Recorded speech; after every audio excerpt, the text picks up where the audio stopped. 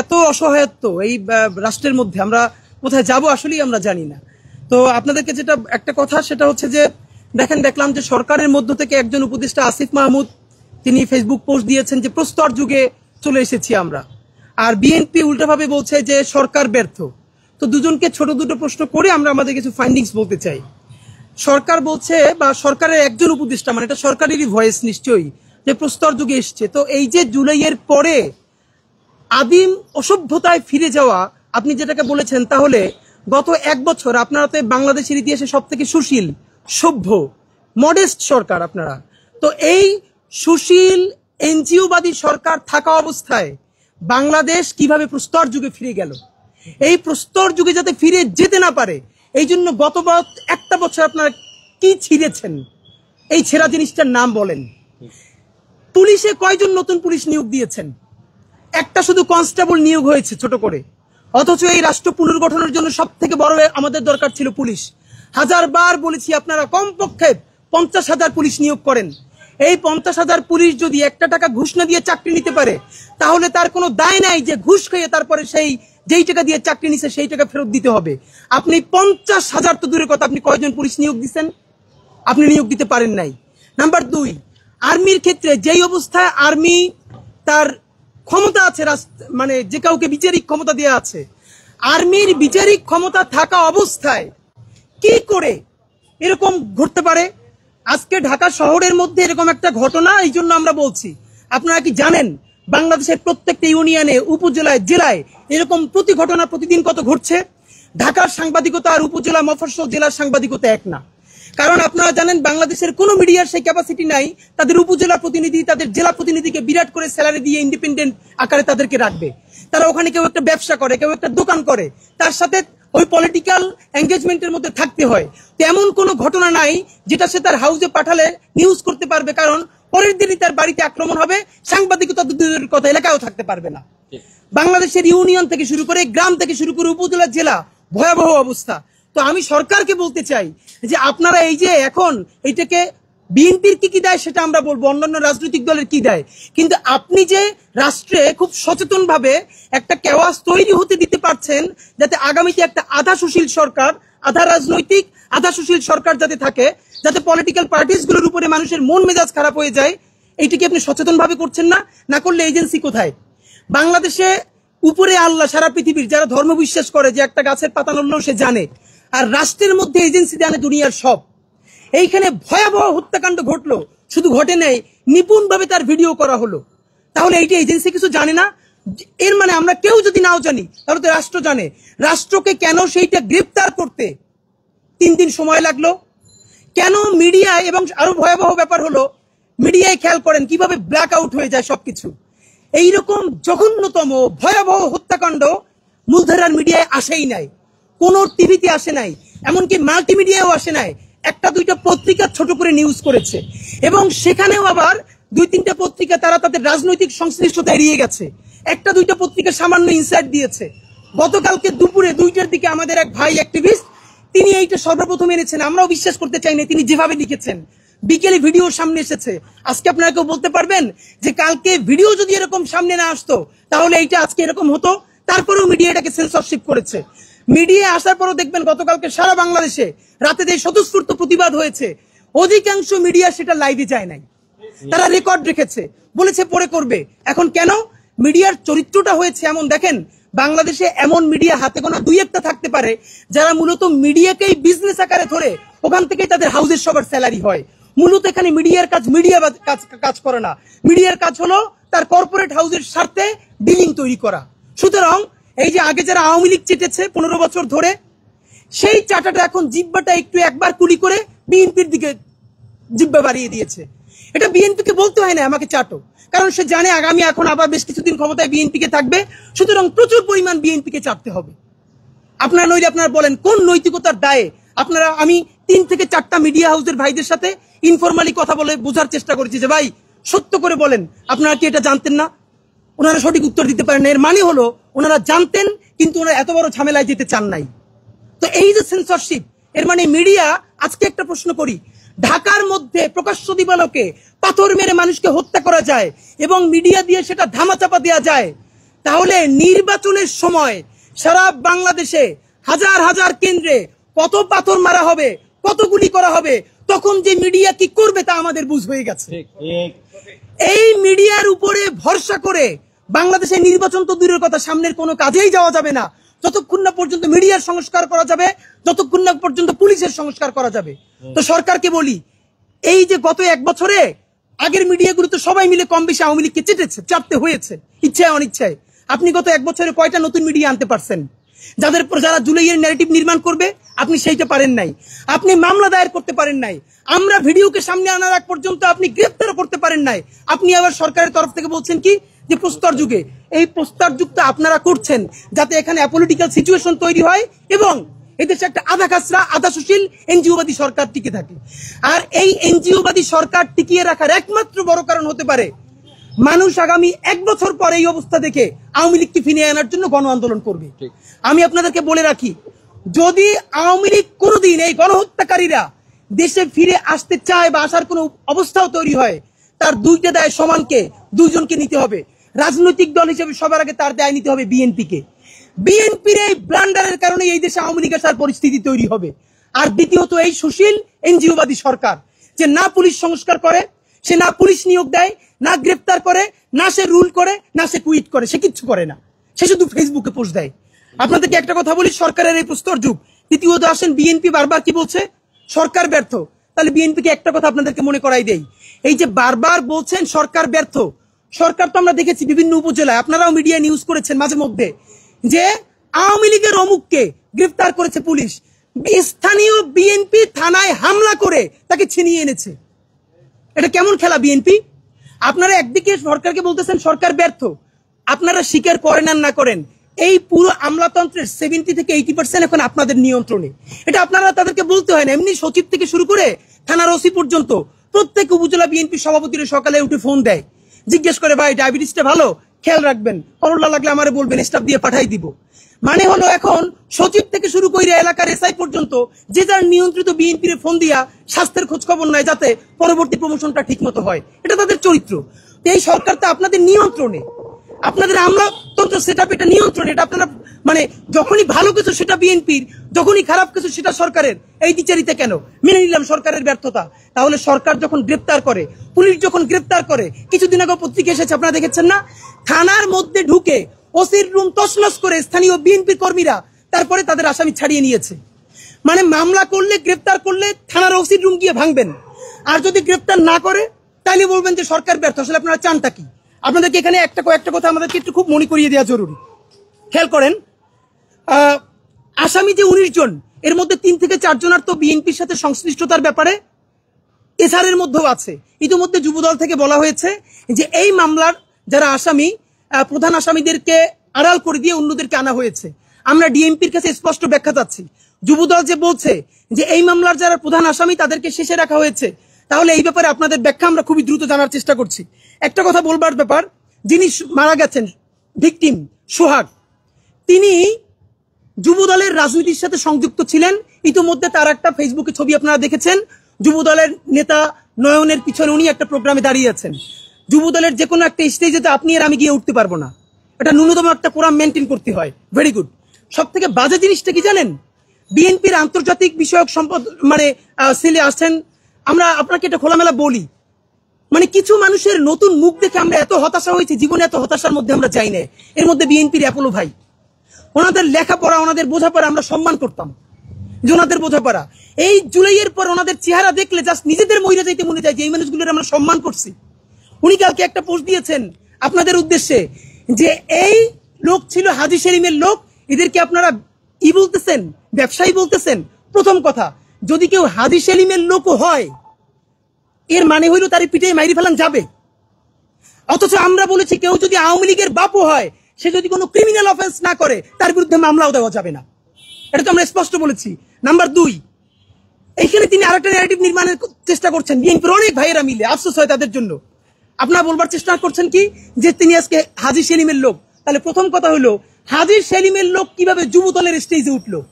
তাহলে আপনারা এনসিপিরে বলেন আওয়ামী লীগ পুনর্বাসন করে, আপনারা জামাতরে বলেন আওয়ামী লীগ পুনর্বাসন করে, তাইলে আপনি এবার উত্তর দেন। আপনি বলতেছেন সে হাজী সেলিমের লোক, আমরা তারা দেখতেছি যুবদলের নয়নের পিছনে স্টেজে কয়শো কোটি টাকা খাইয়া আপনারা এই আওয়ামী লীগদেরকে বিএনপিতে জায়গা দিতেছেন। বলেন আপনারা কে কে কোন কোন মিডিয়ায় ডিরেক্টর পদে ঢুকে কত লাখ টাকা বেতন পাইয়া এখন সুশীল হয়ে গেছেন, এগুলো আমাদের জানা আছে। নাম্বার 2, রুমিন ফারহানা আপা, XYZ আরো অনেকে বিএনপি সব এখন ভদ্র হয়ে গেছে। কিরকম? তারা প্রচুর মব মব বলবার চেষ্টা করছে।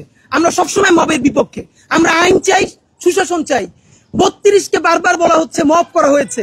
তাহলে একটা মজার কথা হলো, দেখেন 32 হইল বিএনপির কাছে মব, রুমিন ফারহানাদের কাছে মব, আর পাথর মেরে হত্যা করা এটার আসলে কোনো নাম নাই।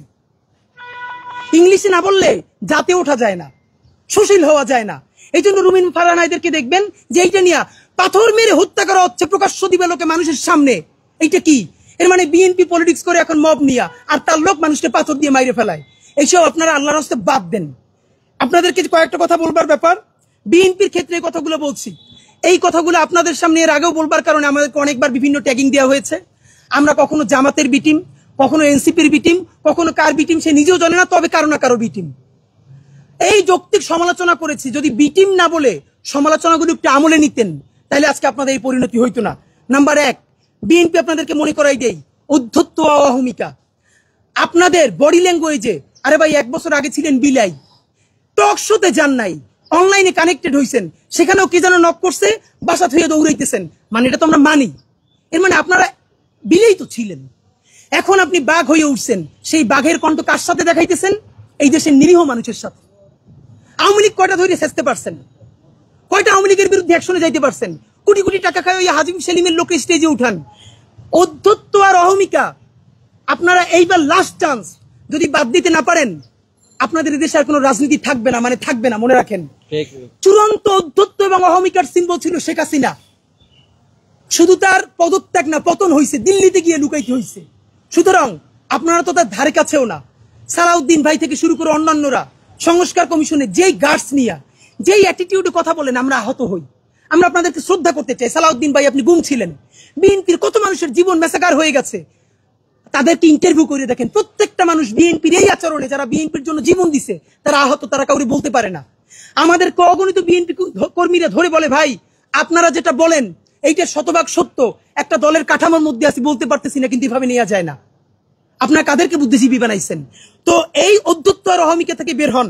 নাম্বার 2, এর কথা না বললেই না, বললে খুব মানে এটা ছোট মনে হয়, তবুও এই যে যুবদলের নয়ন সাহেব, এর কাজই হইল সম্ভবত উনি বিএনপির থাপড়ানো বিষয়ক সেক্রেটারি।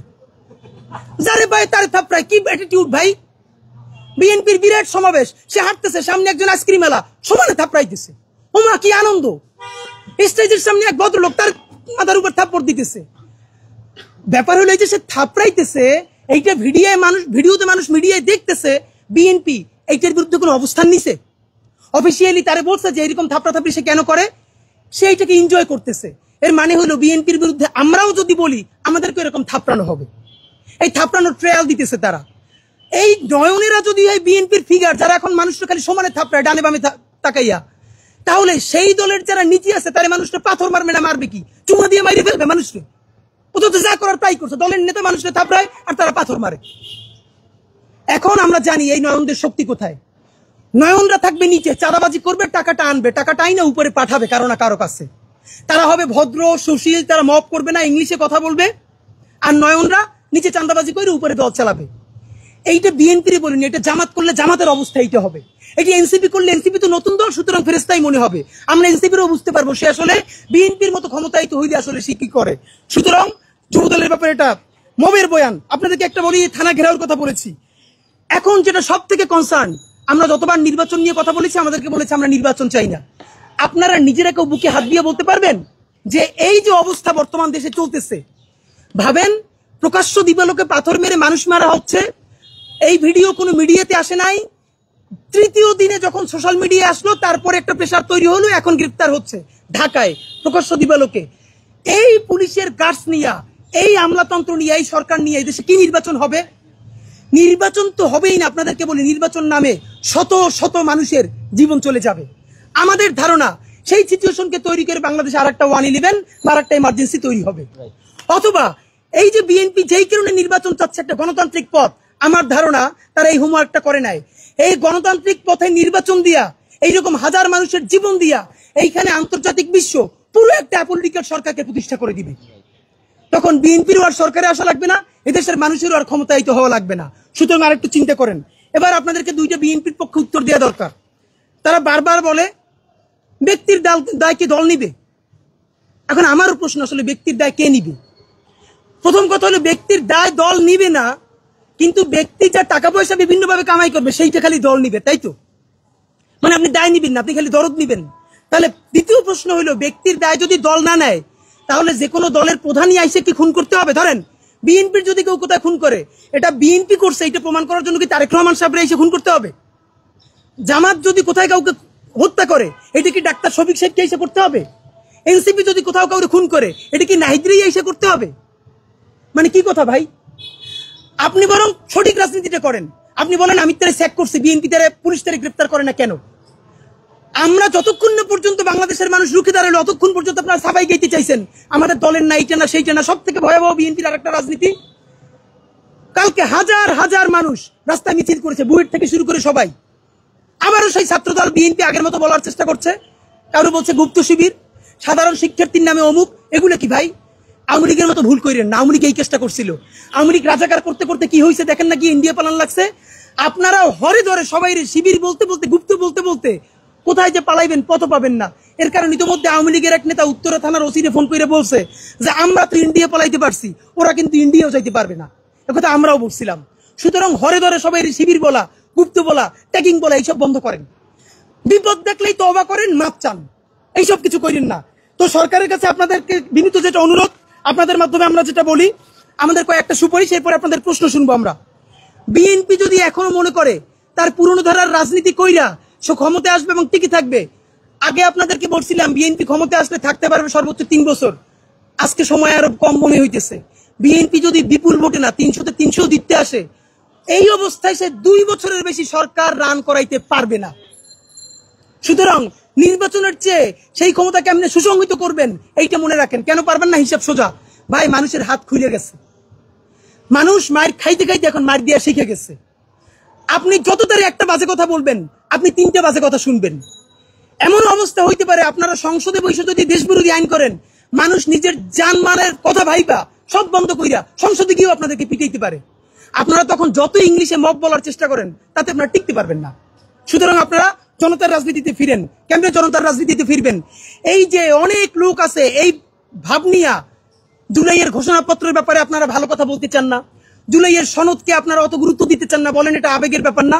বিএনপির একটাই পরিত্রাণের উপায়, আপনাদের মাধ্যমে বলতে চাই, ভালোবাসা লাশ সমালোচনাটা করি। যা হইছে আপনারা রাষ্ট্রের কাছে বলেন সর্বোচ্চ বিচার আপনারাও চান, ইতিমধ্যে চেয়েছেন, গুড। কিন্তু এই যে প্রতিবার বহিষ্কার করেন, কয়দিনের জন্য বহিষ্কার? এইসব বন্ধ করেন, চিরদিনের জন্য বহিষ্কার করেন। নাম্বার 2, এই দেশে এখন নতুন কইরা আপনারা রাজনীতি শুরু করেন, জুলাইয়ের রাজনীতি। কিভাবে করবেন? জুলাইয়ের ঘোষণাপত্রের জন্য আপনারা সবচেয়ে বেশি সোচ্চার হন, জুলাই সনদের জন্য সবচেয়ে বেশি সোচ্চার হন। ফ্যাসিবাদী বাকশালী সংবিধানের বিরুদ্ধে দাঁড়াইয়া নতুন সংবিধানের জন্য আপনারা রাস্তায় নামেন। আপনারা যদি জুলাইয়ের ঘোষণাপত্র, জুলাই সনদ, নতুন সংবিধান এবং ফ্যাসিবাদ বিরোধী রাষ্ট্র কাঠামো ভাইঙ্গা নতুন বাংলাদেশ নির্মাণের রাজনীতিতে নামতে পারেন, তাইলে আপনারা দেশের রাজনীতিতে ভ্যালিড থাকবেন, প্রাসঙ্গিক থাকবেন। যদি না করতে পারেন, তাইলে মুসলিম লীগ আর আওয়ামী লীগের পরিণতি হবে। মুসলিম লীগকে কেউ মারে নাই, রাজনীতির ভুলের কারণে নাই হয়ে গেছে। আর যেই দেশের নেতৃত্বে এই দেশ স্বাধীনতা হয়েছে মাত্র 54 বছর আগে, সেই দল সবকিছু নিয়ে পালাইছে। সুতরাং আপনারা তো তার অনেক পরের দল। যদি পারেন নয়া রাজনীতি শুরু করেন, ওইসব রাজনীতি বন্ধ করে। আর নইলে পরিণতি কি হবে এটা ভালোবেসে বললাম। এবং সব থেকে খারাপ লাগে যেই দলটার সাথে শহীদ জিয়ার নাম জড়িত, বেগম জিয়ার নাম জড়িত, এই দলটার এইরকম করুণ পরিণতি হবে, এটা চিন্তা করতেই খারাপ লাগে। আমাদের ধারণা এইরকম যদি বিএনপি এখনো তাদেরকে না শুধরায়, বেগম জিয়ার মৃত্যুর সাথে সাথে বাংলাদেশের রাজনীতি থেকে বিএনপি বিদায় ঘটে যাবে। এখনো বিএনপি যেটুকু না সেটা বিএনপির বেগম জিয়ার নামে।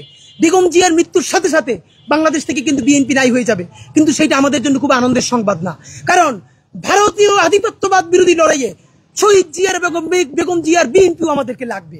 এবং আপনাদেরকে সরকারের প্রতি একটাই কথা, অতি দ্রুত নতুন পুলিশ নিয়োগ করেন।